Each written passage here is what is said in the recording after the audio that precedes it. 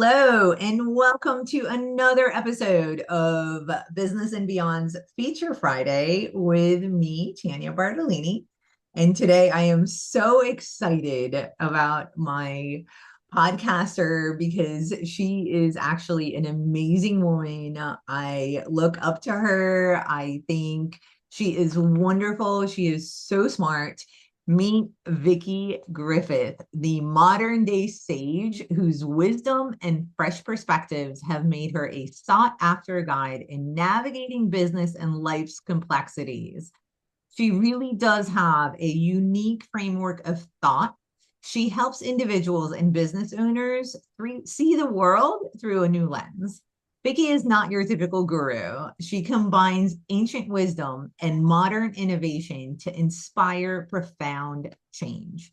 Whether you are seeking business growth or personal enlightenment, she truly provides innovative solutions.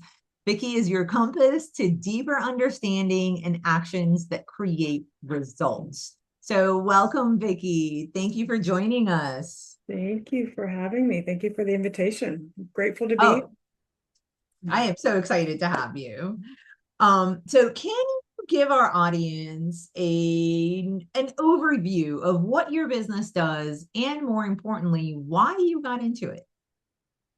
So I am a business coach. And I say it that way because a friend of mine who's a business coach said to me after I had been doing weight loss coaching and health coaching for a long time, she goes, Vickie, you're a business coach. And I'm like, I don't want to be a business coach. I don't want to be a business coach. Everybody's a business coach. I don't want to be a business coach. And she's like, Vickie, who are your clients? And as I looked at my client list, they were all business owners. And what was I doing? And why did they come to me for their health and their weight loss? Because their business was stressing them out. And I was consulting them on their business because that stress needed to be released so they could stick to their program. And so it took me about 6 months to kind of put my arms around that and go, I guess I am a business coach. And so I played with that for a little while, and I decided just recently, actually, this last year, that one of my biggest pet peeves in the coaching industry is how we are all supposed to be cloned into this certain type of person. And mostly an extrovert, mostly very loud, mostly very pushy, mostly out there and visible all the time. And I wasn't that. And I felt bullied. I felt betrayed from my coaches, and they had great intentions. There's nothing, they weren't doing anything wrong. They had great intentions for me, but it just wasn't working for me. And I didn't want other people who want to be in business, who have a fabulous product or service, to feel intimidated by business or feel drained or feel saddened or shamed or guilt, which is a lot of things I found, because they just couldn't, they were doing everything they were supposed to do, but it wasn't working for them. And so I want those types of people, the introverts, the highly sensitive people, to know that they have an opportunity to be successful in a different strategy than what is being broadcasted everywhere across the wide world of internet. And this is why I was so excited about having you here, because this whole podcast is about doing things that align with you, doing business the way it aligns with you, and not because the next person is doing it a certain way. And so I love that there is someone that people can go to that can help them see that as well, that can help them figure out how to do business on their own terms rather than what everybody else is doing and what everybody else says has to be done, because there are more ways than one. Right. So thank you. Go figure, but the thing is that the other ways are so in our face all the time. We assume that's the only way. And it's those like us who are just doing our stuff, just doing our real lives and doing our real business. We're not making a whole lot of waves. We're not jumping off of cars or saying I saw somebody do a video off a pool table. I'm making so much money, I can afford this. what I know about that is they're renting those places for an hour or two to do those YouTube videos to tell everybody how much money they have, but they really don't have any.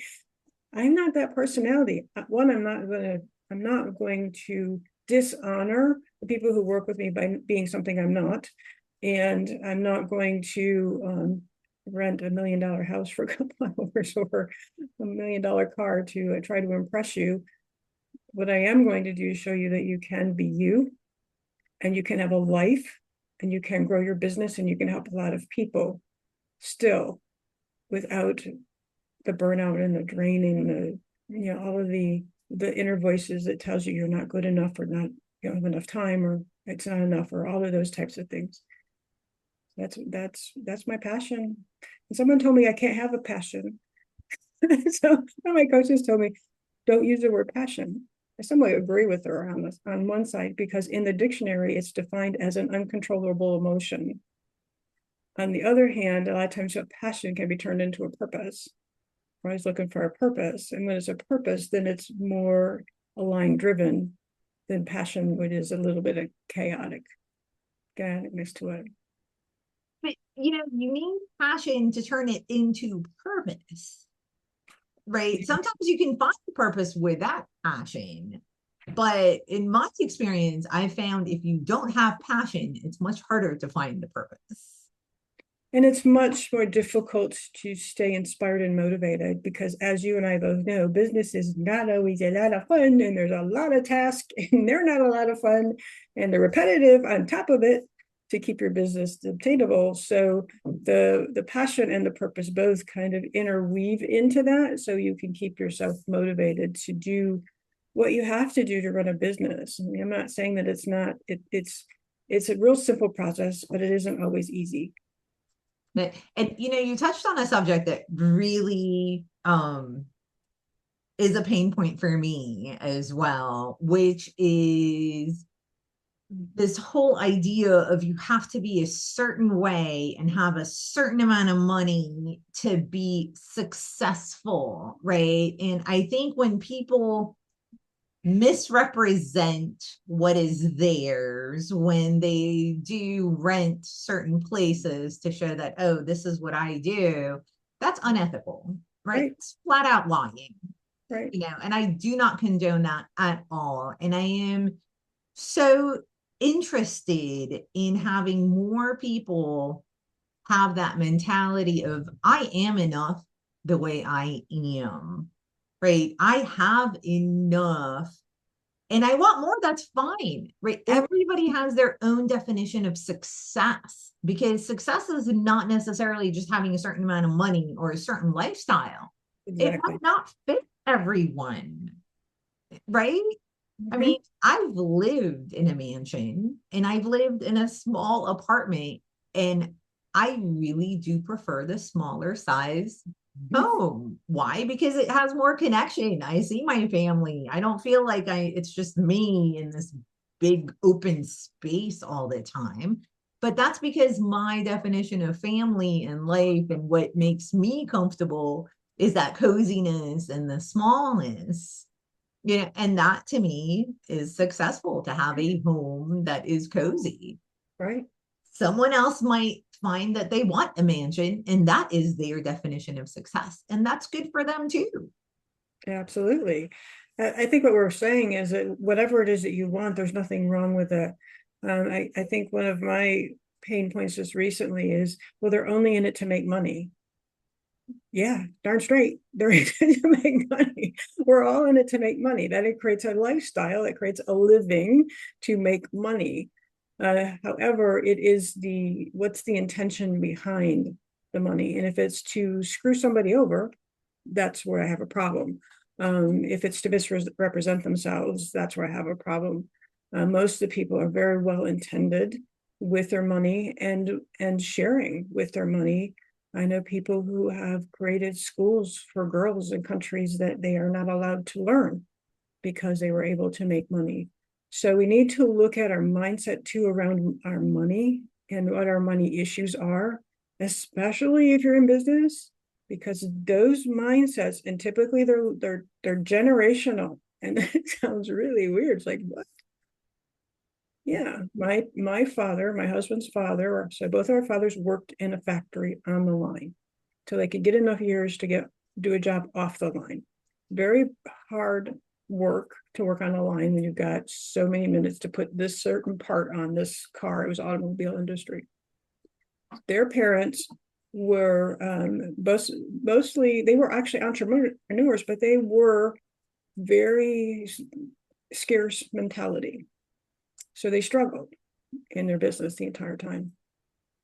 And so when I decided to do my own business thing, my husband and I have had several businesses, but I decided to do my own business thing.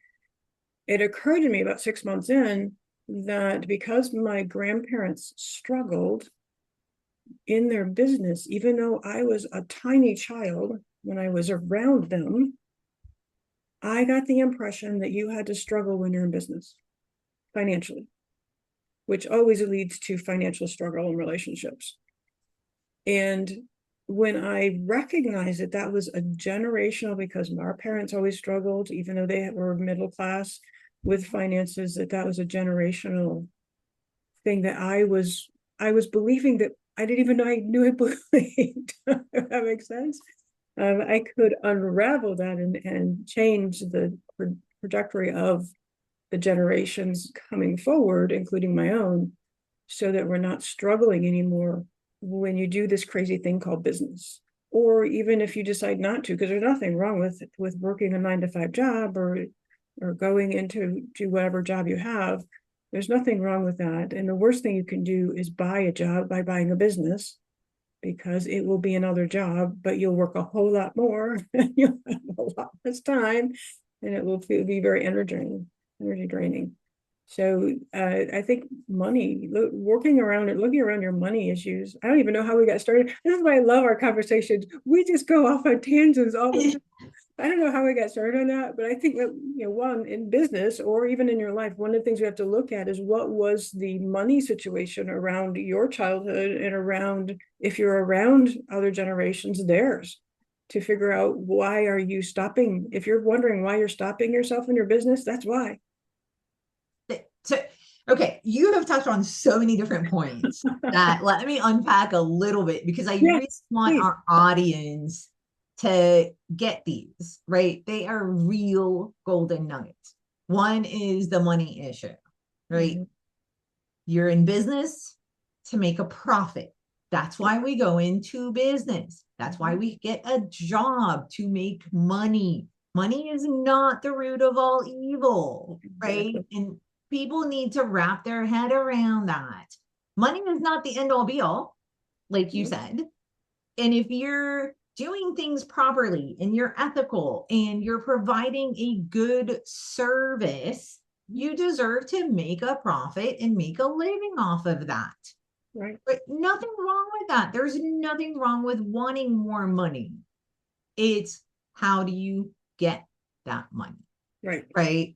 And so money is a good thing. It can be used for good things. It can build, like you said, churches and schools, and it can really make communities better. Mm-hmm. The other thing you touched on is the generational, because and environmental, right? You did both of those. Yeah. So generational, there have been more studies now coming out showing that your parents, their parents, and their parents, and going down generations, all of their experiences, their emotions, their beliefs actually come through to you through your DNA. Yes. So that's the non-environmental generational aspects that comes to us, right? And then we have the environmental aspects where you see your parents struggle and you think, okay, that's the way it has to be, right? And you see your grandparents or whoever's around you, and that's how you learn. So it really is imperative that we become self-aware. Absolutely. Right? Work on our mindset, figure out what beliefs do we really have? What subconscious beliefs are we working through so that we can get through them and come out on the other side where we want to be, not where we have been programmed to be through no fault or control of our own. Right. Right. Um, there was one more thing that I wanted to talk about that just kind of went out the window, so to speak, but I'm sure it'll come back. So, Yeah. um, so now we've already spoken about all of the unique ways that you help people and how it's different. And, some of the most important things in business to be successful is to have the right mindset. Oh, that's the other thing. Entrepreneurship is not for everyone. It's not. It's not. You don't want to have a glorified job. Mm-mm. Right? And it's okay. Again, it's not for everyone. We need people who want to have a 9 to 5. We need people who are going to be entrepreneurs. Like, just like we need men and women, just like we need the feminine and the masculine. We need a conglomerate of things and people and motivations and skills. Right. And it's okay. You're not meant to be an entrepreneur. There's no shame in that at all. Right.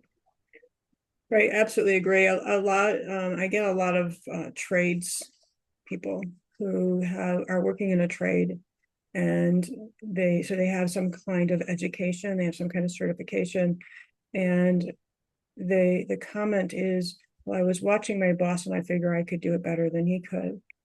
And a lot of health practitioners too, even chiropractors, they go to school and they have about a minute of business education, and then they set them off and say, here, go do a business.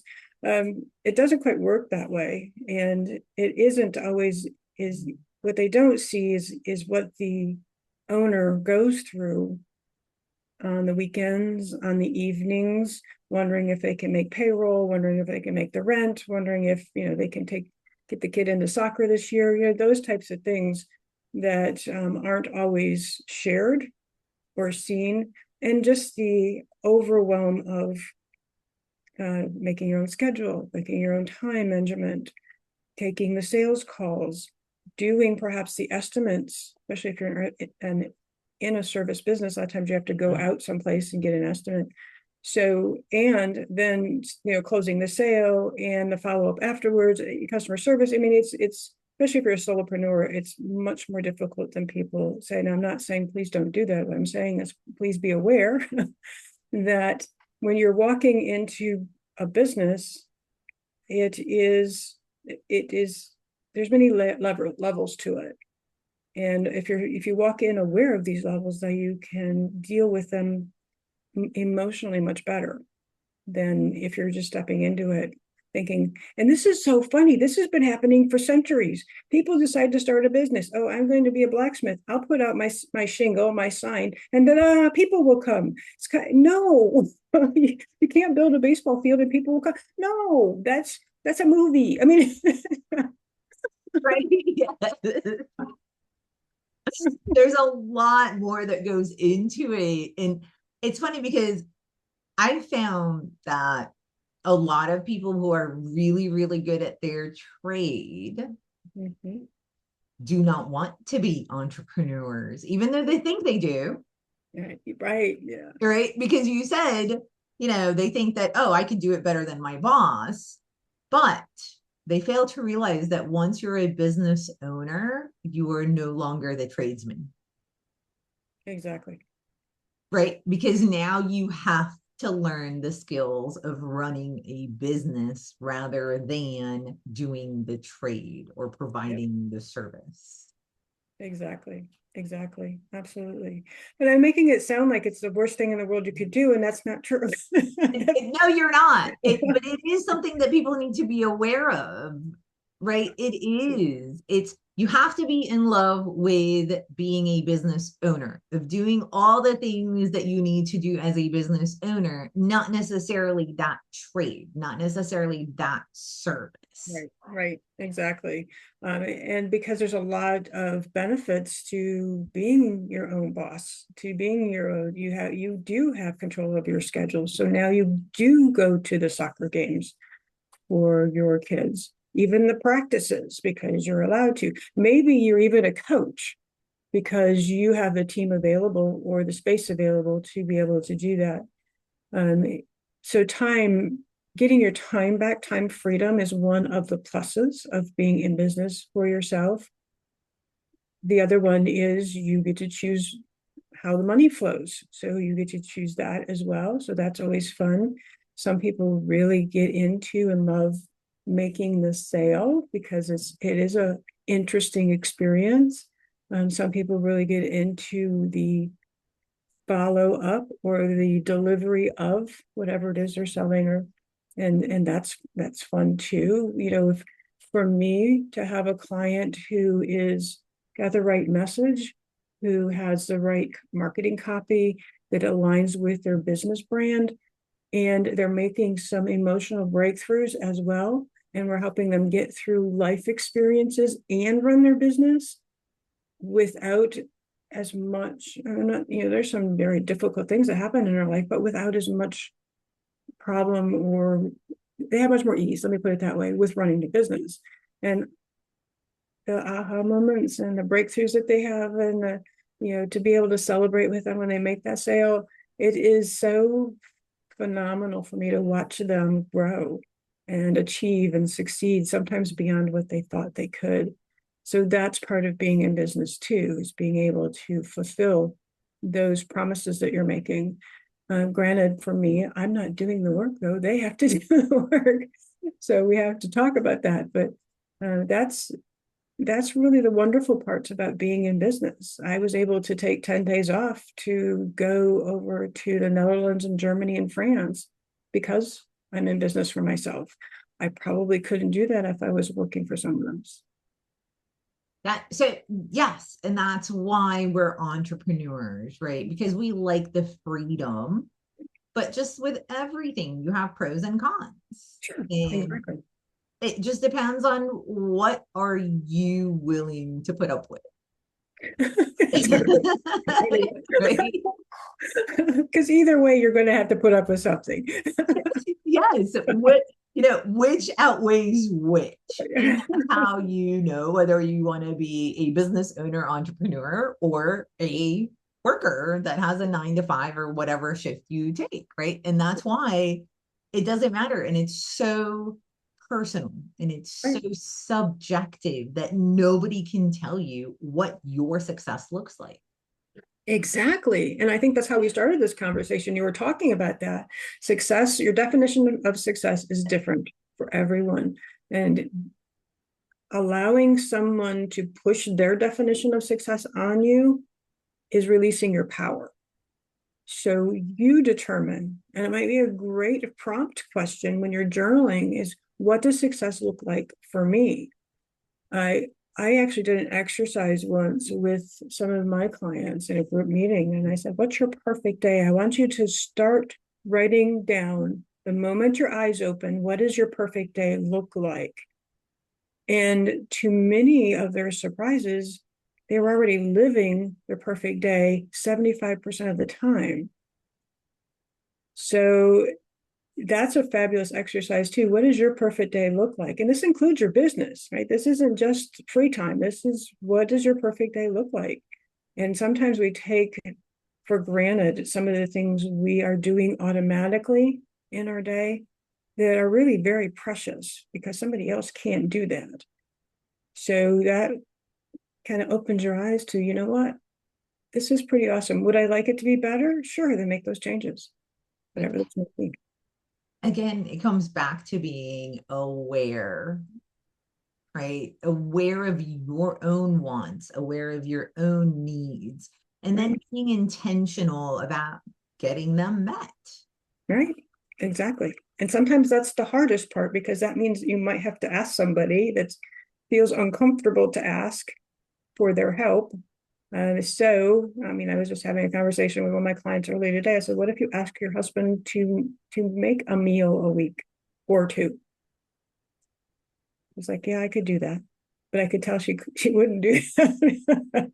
But after a while, through the work that we did, she was like, yeah, I can do that. I can do that. I need to do that for me. So, but you're right. It all stems from awareness. The first step of change is awareness. You need to be aware. And unfortunately, for a lot of us, we don't change unless there's pain involved. So something happened. And it could be personal, it could be in your business, it could be from somebody else. And that's true, because until we're uncomfortable, we don't want to make ourselves uncomfortable. Exactly. Right? That's these have been such great tidbits and nuggets about mindset and how to have and run a good business, and actually how to have a good life, really. What it boils down to. So I want to talk about your business and what are, because you've been in business for a while and you are a successful business owner. And so what are some of the struggles that you have had in your business and growing your business and having your own business? And more importantly, how have you overcome them? Great questions, a lot to answer all at the same time. So, um, why this conversation is so centered around mindset is because that's what I've had to do the most of to create my business success, to start time blocking, just doing strategies that worked for me, but it all started with my mindset. I could very easily say that it's strategy, that it's leads, that it's customers, it's more money. That's what most business owners are looking for. So that's what they're going to start out with is, I don't have enough leads, I don't have enough clients, I don't have enough money. So that is a problem in business. And there are strategies to accomplish every one of those that are pretty simple to put in place, but they're not always aligned, like you talked about, with who you are. So I have clients who are speakers and they can step up on any stage. I have clients that don't want anything to do with that whatsoever. I have clients that network in person. I have clients that network virtual. I have clients that don't do any of those things. So we work on online marketing. So we align with whatever works for that person. And that's what I had to settle with for myself too. I'm also I don't know if it's an overschedule, but I guess it is kind of an overschedule. One week I realized I had 4 virtual networking meetings in one day. I'm like, what the heck was I thinking? Because I have a lot of deliverables I gotta take care of too. So sometimes I have to watch that there's and I do this for my clients, so it was interesting, it came up for me. We have to watch how much output they're doing for their energy, because there's a point, on that 4th virtual networking event, even though I had my copy on my other monitor of what I do, I could barely read it to tell them what I did.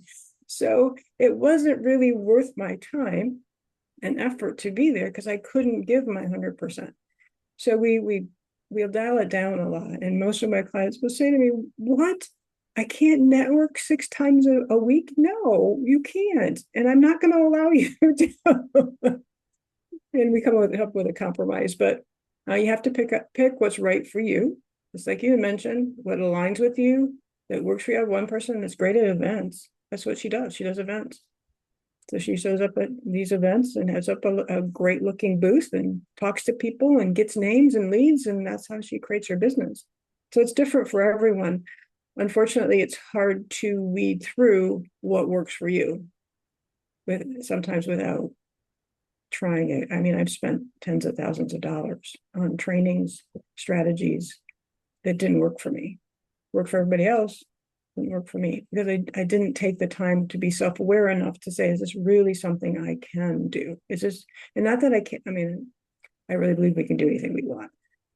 And we set our minds to it. So it wasn't that I couldn't, it wasn't that I didn't have the resources. What it was is, do I have the energy and the mental capacity for that with everything else that's going on? someone just, and sometimes it means turning down opportunity. Someone just invited me to go on the marketing cruise. Have you heard of that? Have you I heard of have. the marketing cruise? Yes, yes, yes. Every year there's a marketing cruise, and it sells out very quickly with other business owners and other marketers. And so I had the opportunity to go this year. Someone had, their roommate had to cancel, and so they called and asked if I would like to attend. Oh, marketing cruise and meet all these, because you meet all kinds of people that are doing very well in their businesses, and you get all kinds of great advice. Um, and you're on the edge, right? They're teaching you what's going on the edge of marketing. And I thought about it, and I thought, you know what? I know myself enough to know that if I go on the marketing cruise, I'll find something new and shiny that sounds really exciting. And I'm already totally time-wise and financially invested in something else that I'm studying, and it's working out really well for me. I had to say no. I had to say no. I can't do that, because I know myself well enough to know that if I did, I would have dropped what I'm doing right now, started something new, and then probably got upset with it or disappointed with it in a month or two, and then I'll be back at square one. So it's a part of, a lot of it is knowing yourself. Like you said, be aware of who you are. Okay, again, a few points that I want to like drive home, Okay. because one of the things you said was the calendar, right? Using your calendar Mhm. and then making sure that you have the energy, Right. right? And so I have found in using my calendar, I can better assess how much energy I'm going to have. And I can say yes or no Right. based on what I want to do or what I can do that's going to still allow me to not be completely drained, right? Because we do tend to say yes to too many things. And Right. then we get drained and we don't know why we're so overwhelmed and burnt out. And right. And it's like, well, but I was only doing this just like everybody else. And that's not true. Everybody else does not do that. Right. It just seems like they do because everybody only posts on social media the good things, right? Right. Everybody only Right. posts the highlights. Yep. Nobody sees the behind the scenes, and so we have to be very aware of our own energy and what we're willing to do and how much of our own energy we have to actually give, right? Because one thing I always ask people is, don't you think you owe it to your clients to be the best version of yourself? Right. Don't you owe it to your spouse to be the best version of yourself with them?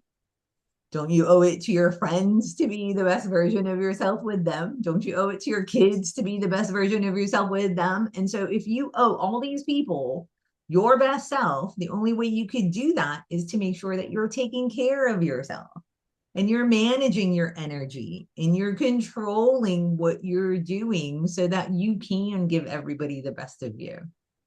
I absolutely agree. And what I love about what you said too at the very beginning is about how managing your calendar has given you more freedom, basically, is what you said, than you had ever expected, because most people balk at time blocking. I have every task that I need to do, every person I need to talk to on my calendar, and then I take and my time off. Sometimes I'll take off at 3 o'clock in the afternoon because I know my energy will need that. My energy, I'll be depleted, so I'll need that. Maybe by Wednesday, I'll need to be off by 3 or 4, whatever it might be. So I love that you shared that, because the exact opposite of that, I want to be flexible. Blocking your calendar actually gives you more flexibility and gives you more peace of mind. And I don't have to be scrambling around. What am I going to do next? I know what is the next thing on my list. And it doesn't mean that I'm not flexible. I think some people think we get too rigid with our calendars. You are not rigid with your calendar. If something comes up, you just move things around, right? You just Yes, exactly. Exactly. But at least you know how much energy you need to expend. You know what your day is going to be, your week, even your year. and Mhm. it's all tentative. It's Right, all malleable. You can right. change things as things come up, but it frees your mind from having to think about, oh my God, I have 20 things to do. When am I going to have time to do this or do that or what? But no, Right. everything has its own time and its own place. And it gives you so much calm and the flexibility because you can move it.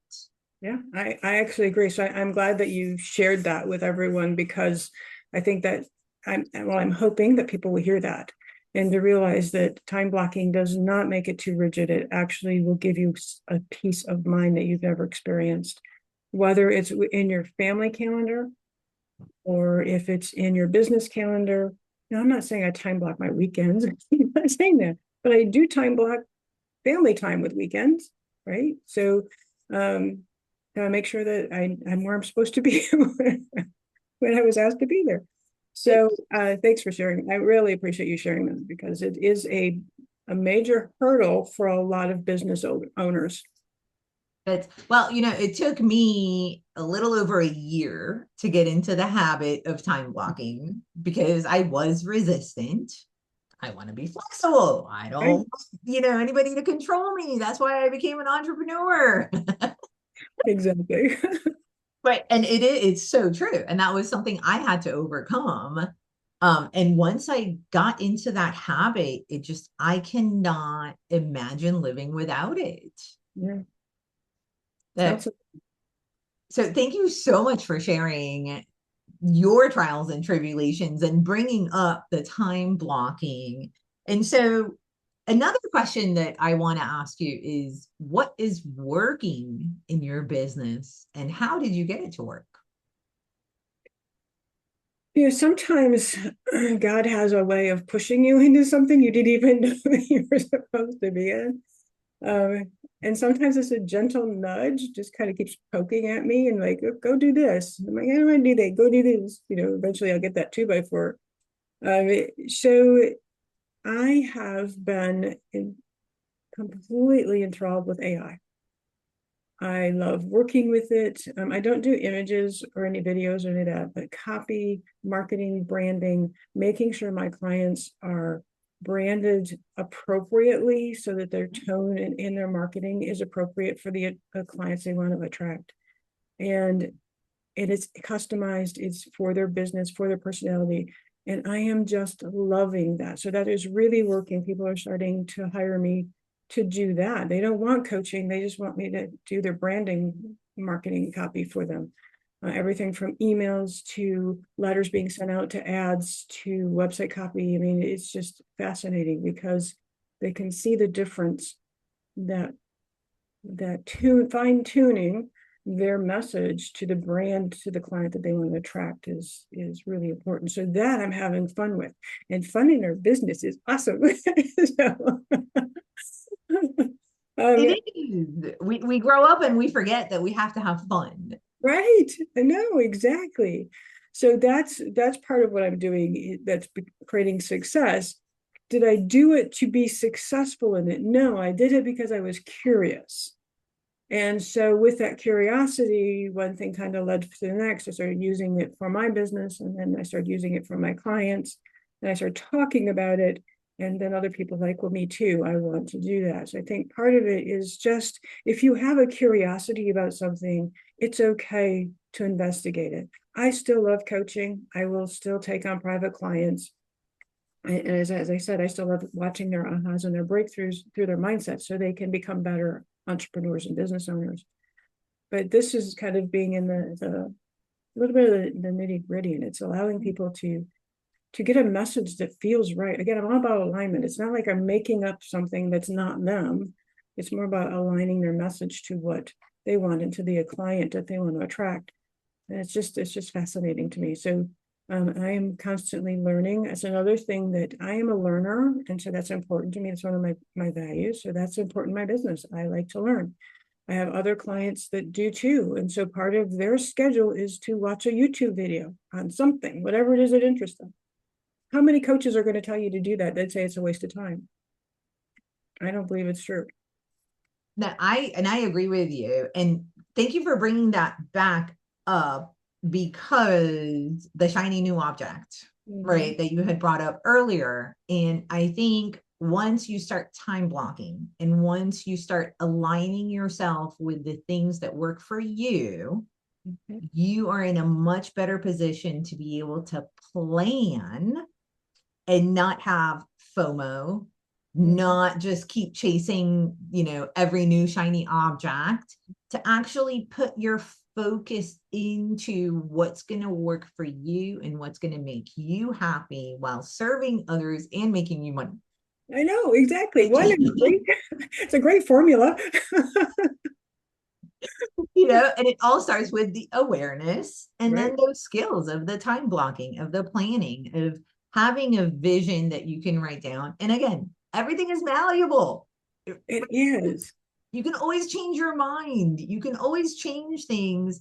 But if you have a path and a goal, it's much easier to stick to your path and become successful than if you just continue to see all these new shiny objects. Right. And sometimes you need those shiny objects to kind of figure out what your path is. I mean, yeah, I don't think either one of us are saying don't do that, because it does create interest in our business. If you're curious about something, then look at that path.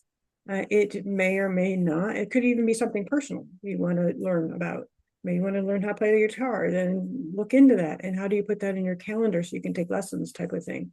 So whatever it is, but I think that makes my business interesting, is that I'm always looking, and I'm not out there searching. It just kind of comes to me. That's where I think God comes involved. And I go, oh, isn't that interesting? And then I look into it a little bit more. And I'm like, yeah, this is really kind of interesting. And then I start talking about it, and then other people want me to help them with that. So that's kind of how that works. And I actually have a God told me, like voice, God say to me, I am a professional speaker, and I stopped speaking for a while. And I was at a church, and the person was a guest speaker, and he was also part of a speaking organization that I had been a part of. And I actually heard God say, you need to start speaking again. And again, I said, no. And God said it to me again. Now, I don't think anybody else in the audience heard that, but it definitely was a voice in my head that said, you need to get on stage again. So I started speaking and doing podcasts again. And there you are. Here I am. Here you are. I love it. So we're getting to the end of our segment, and I want to make sure that everybody knows how to get a hold of you if they want to work with you, network with you, whatever it is. So can you give us your contact information? Absolutely. So I'm pretty much everywhere on social media, so I'm not hard to find that way. You can find me on Facebook. You can find me on LinkedIn. It's Vickie Griffith is my personal name. My company's name is called Breakthrough. And so you can find me that way. I also have a YouTube channel. It's called Breakthrough Business Growth. So you can look for me there. If you'd like to reach out and get some time on my schedule, then reach out to Vickie, Vickie, at Vickie, Vickie Griffith, GRIFFITH.com. And that is also my website. So VickieGriffith.com, and you can reach me there. And if you missed that, don't worry, because it will be at the end of the segment and in the comments. So you can always get a hold of her. And before I let you go, if you had one piece of advice to give to business owners, specifically small business owners, so that they can be successful, what would that be? Put the toilet paper roll so that it goes over the top instead of the bottom. I said, really, the biggest piece of my pet peeves. I know. And I learned the other day that ADA says you have to have it turned that way. So they're breaking the law if they don't do it right. But anyway, biggest piece of advice: don't quit on yourself. It's so easy to get down around your business because it's not fulfilling what you thought it would. It's not growing fast enough. It's not making enough money fast enough. You're not getting seen fast, whatever it might be.